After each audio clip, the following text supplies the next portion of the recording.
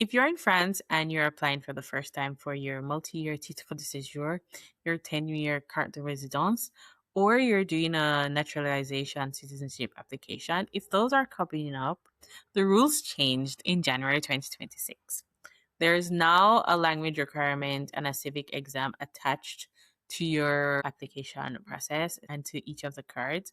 And I keep watching and seeing people find out too late. I almost found out too late when I had to work through my own visa myself. If you're new here, I'm Diedre. I'm a Jamaican living in France. I've been here a total of 10 years now. I have gone through about 6 visas of my own. I currently work in HR in France, and I support part of my work is supporting French employees through their paperwork. So it talks about like renewing their visas. I help with foreign hires, just and any sorts of like mishaps between. This is just a one part of my job while working in HR in France. Outside of that, I also coach women on moving to France. So the update, here's what happened. France, like in 2024, France passed this huge immigration law, and part of that finally took effect January 2026.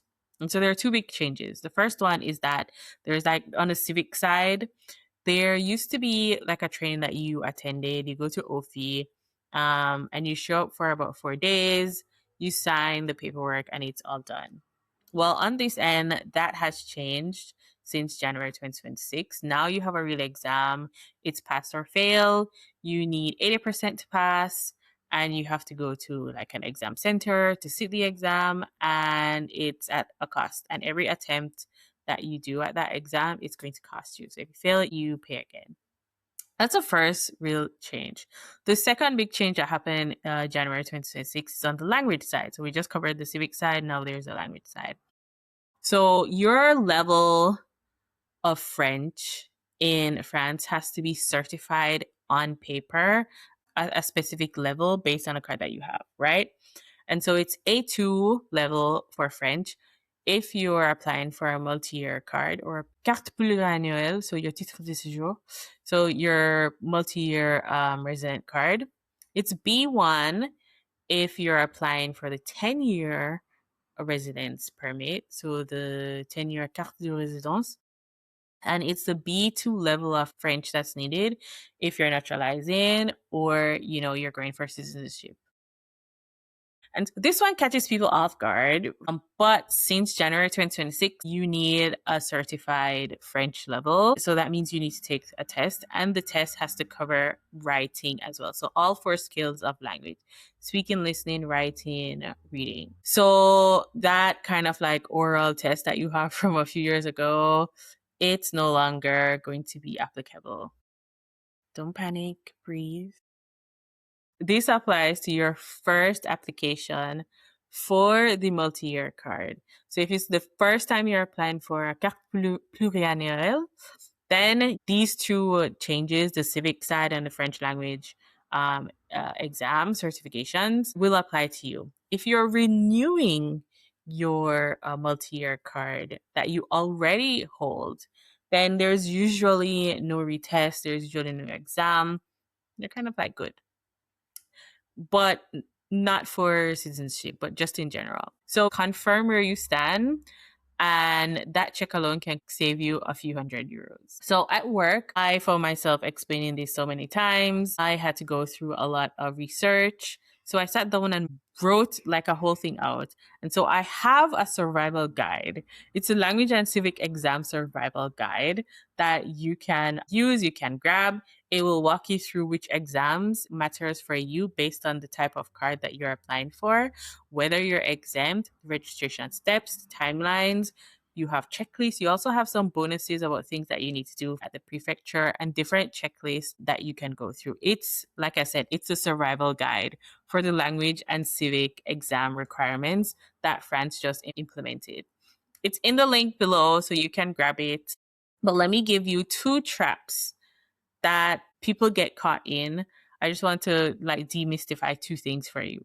So the first trap 1, is there isn't just one civic exam. There are 3. There are 3 civic exams, and each of the civic exam is tied to which card you're applying for. So they do have this format, but they go through like different depths of the questions. And if you pass the wrong exam and it's not the civic exam that matches your card that you're applying for, then it's worthless and you're going to have to start all over. So imagine studying, paying, passing, and the prefecture is like, non, c'est pas possible. It's not a good one, and they just can't use it. Don't get trapped and caught up in this. Trap two. Second one is the calendar itself. So exam slots are, you need like 4 to 12 weeks depending on where you are in the country, where in France you're based, and it can be even longer in Paris and Lyon. And so make sure that you're matching the calendar and the exam slots that you can take to when you need to apply for this card, because you need to pass, you need to get the results before you can finalize your application. The civic exam slots can be, you can wait up to a month or up to even 12 weeks to get an opening. And the same for language exams. And the results especially takes another 2 to 4 weeks for the language exam. The civic one is a bit quicker, it's much quicker. So that's like minimum 2 months to get that sorted. So pay attention. You can only apply for the card 2 to 4 months before the card expires. So that's not a lot of time. So just manage your calendar itself. So those are the two main traps that people get caught in. So if you wait until the deadline starts to like feel real, you're gonna have a bottleneck, and having an administrative bottleneck is never in your favor in France. Okay. So it's not your level of French, it's not your understanding of the civic code in France that will create the problems for you. You can get trapped in just the booking of these things. Figure out which card you're going for, whether these rules apply for you, and then also when you need to book to take those exams. My guide will help you to work through all of that. I do have a bonus calculator that helps you to reverse engineer your start date. So work through and get my survival guide for the language and civic exam for France with all of the new changes. It helps you to understand which certificates the prefectures will take, which exams you will need, study timelines, the whole process, whether you have 12 months or 6 weeks, what to do when you got like 12 months or 6 weeks, what it will cost, the questions that you can email to your prefecture to find out more information. So like nothing ambushes you at the counter. It's a walkthrough for me that I wish somebody had given me when I was going through my process. So I just decided to like write it out and put it all together so that you can have it. Because if your application is in within the next few months or so, my survival guide is linked below.